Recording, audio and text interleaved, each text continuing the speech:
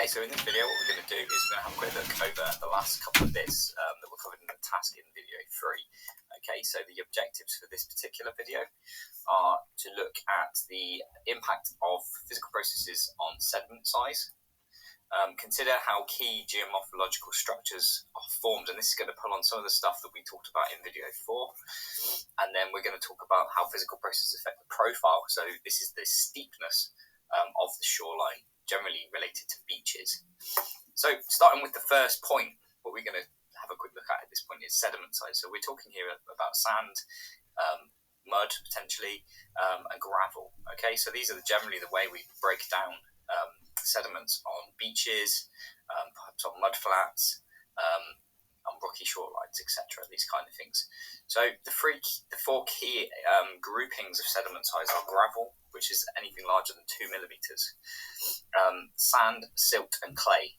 Okay, so this is categorized by the Wentworth scale. So when you're studying your habitats, it's really important to maybe consider how big the sediment size is. If you can go to these locations, which may be difficult at the moment, but if you can go there, or maybe do some research, find out what the sediment size is, this can tell you quite a lot about the physical processes that act upon that particular coastline. So well worth doing. Now, why does the size differ? Why don't we just have a standard sediment size? And it differs from location to location along the coastline. And the first key reason for this is because of physical processes. And this generally is led by wave action. Now, high energy waves generally produced a sediment that looks a little bit like this. This is what we would class as a homogeneous size. So most of the pieces of sediment, in this case it is a gravel, taken from a picture at Chesil Beach in Dorset. The gravel is all very similar in size, and that indicates a high energy wave hitting that particular beach over and over again. Low energy waves generally, where you've got a more sheltered bay, for example, will produce sediment that looks a bit like this. And this is less homogeneous, it's more heterogeneous. The shingle size in this particular case is varied. You've got some small pieces and you've got some larger boulders in there as well. And this indicates, as we said, the lower energy waves. Steeper beaches tend to have larger grain size. So this is what we would class as a steep beach. So you can see the beach drops quickly into the shore, into the ocean, and it's quite a gradient to this, generally speaking. And shallower, flatter beaches tend to have sand grains. And the reason for this is because the sand is rolled back and forth by the waves, and that is something called attrition. And where this happens, we can see a beach here in Cornwall. The beach goes out quite a long way, so this is probably where the tide is either going out or coming in, but the beach is very flat. It goes out some way, and the grains, the sediment size is much, much smaller because those waves are just lapping at the shoreline, rubbing those sediments over each other, causing them to just shrink in size and become very, very smooth. So that's two key reasons why we have different size sediment. Now, when we start to talk about geomorphological structures, we're going to start with headlands and bays. If we go back to video 4, we visited Tor Bay in the virtual world. And essentially is what causes the production of Tor Bay in this particular case is the presence of hard and soft rock. So here on the left-hand side, you can see there are two bands of hard rock on either side of a soft rock centre. And as waves attack this coastline, the soft rock erodes faster than the hard rock, and it leads to the production of a bay. Now, at the same time, what you'll get is sand and sediment deposition in this bay. So what's really important here is you understand the fact that there's a destructive and a constructive process at the same time. So as the cliff is eroding, a bay or a beach or a shingle bay or something like that is forming over time. So where nature maybe takes something away, it gives something back in the other case. The wave cut platform was covered in video 2. We'll have a quick look back over this. The key destructive process taking place here is hydraulic action from the waves. And this is hitting in particular into the wave cut notch. And it causes the cliff above it to be unstable, and Then you get processes like weathering from precipitation and heat, and it causes that cliff to erode and to fall down onto the wave cut platform below. So where you get the destruction of the cliff, you do get the construction of a platform, and this platform may form a rocky shoreline depending on the type of bedrock that you've got, and you might get rock pools and various other things like that, which will create habitats for species to live within.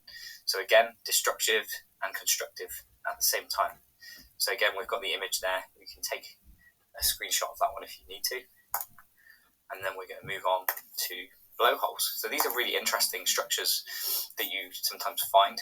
What you can see here essentially is what looks like a cave, and the roof of the cave is collapsed in onto into the ocean essentially.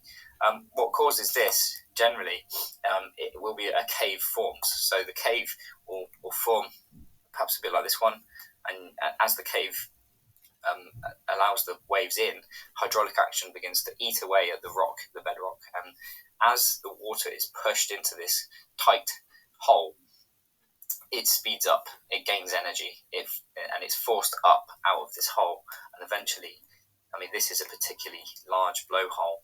You can see the size of a person there stood above it. It would just take some cracks and some fissures to open up in the roof of the cave, and then for this to just collapse in to create this blowhole. And you might be able to find examples of these in the habitats that you look at. They're quite rare, but well worth including in your work if you have any. Moving on to spits. So spits are a result of longshore drift, and this is where sediments are moved along a bay by the movement of the waves, and the waves move in a zigzag pattern, and this is because of what we call a prevailing wind.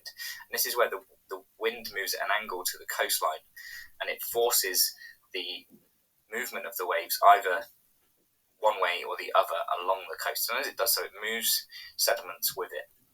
Now, as these sediments reach the point at which the coastline changes direction, it starts to form a spit, and you can see here the material is deposited kind of in a shallow beach that sticks out, in this case, into the sea. And this might be an estuary, so we see these at the bottom of the River Exe near Exeter. And behind that particular spit, you've then got a salt marsh that's performed, so it can create habitats behind it. Now, what we have to bear in mind is obviously that the sand in the spit will have come from further down the beach, the bay. So there will have been a destructive process removing sand from further down the line and depositing it further up the line. Okay, then we looked on video 4 at the tombola at Burr Island, and this here is generally a result of longshore drift occurring in two ways in this particular case, or it can be to do with the fact that the waves refract around an island. And what this essentially does is it causes sand to be deposited behind the island. It creates this kind of causeway that connects the mainland with the island. Burr Island was interesting because you've got the island at the tip and the mouth of a river, so you're getting sediments deposited by the river, and you've also got longshore drift up the other side of the coast. So it's not quite as simple as saying it's always to do with this. It depends on the location that you look at. You'll need to consider that if you do find a tombola in your particular region that you look at. Okay, longshore drift can also be responsible for the production of bars or bay bars in this particular case. Now, this will result, if we go back to the headlands and bays, where you get a bay produced, where you've got the soft rock being eroded faster than the headlands. What happens here is longshore drift moves sand across the entrance of the bay, and eventually this can connect up on the other side. What this forms essentially is a separate lagoon, and the lagoon behind the sand bar may be fresh or salt water. It depends on the conditions. If you've got a fresh water source running into that lagoon, like a river, it could reduce the salinity of that lagoon, make it more brackish, or it may eventually over time make it more freshwater completely. So you certainly find this at Slapton Lake, which is another famous case of a bar essentially that could be worth looking at in this case. Okay, so that's the key kind of structures that you need to be comfortable with for the sake of your assignment. You just really need to make sure when you pick your location, pick out the key structures that are there. They're not all going to be there, but pick out the ones that are there and tell me how they are created, formed over time. Now, beach profile is the last thing that we wanted to talk about. So beach profile shown here. This is a typical beach profile with dunes at the top, the highest part of the beach. Now, this is often the area that's been developed on by humans. So we don't always find dunes, but it's worth remembering that they should be there in natural circumstances. We then have this slope down to what is called the berm. The berm is the kind of key part of the beach, generally where people like to go and sunbathe, before it drops down into what we call the swash zone. So the swash zone is where the waves break, which is where we have the breakers on the next side of it, and this is the shore face. So this is a typical beach profile, and this beach profile will change depending on the seasons. So generally speaking, the weather is better, calmer in the summer, and in this particular case, the beach in the summer is much more shallow, it's much smoother. This berm becomes quite large as sand is deposited by the waves, and essentially the tides don't come as far up the beach. Now in the winter, as the storms perhaps start to come in and the energy of the waves is much greater, it starts to erode this berm, and this berm on the bottom image you can see is eroded over time and it disappears, and it creates this much steeper beach. And this is going to relate back to that sediment size that we see. So you're going to need to take into account time of year, perhaps. Now, this sediment that's taken from the berm has to go somewhere, and in some cases it's taken offshore, and it sometimes will form into what we call a bar. So what you can see here on the bottom right-hand corner is a bar forming. If this rises enough, and what you can also probably see is at low water, this particular bar will stick up at low tide, and it makes that beach perhaps go out even further. But it's the start of the beach that's really steep. You're going to need to look into that if that's relevant to your particular places. So if you've got a sandy beach, this is definitely going to be the case. It's worth looking at there. Now that kind of concludes this particular series of videos. We'll make some more videos for the next assignment that I set. But this should give you enough information to get through the first assignment. If it doesn't, give me a shout and we'll have a look at adding more to it.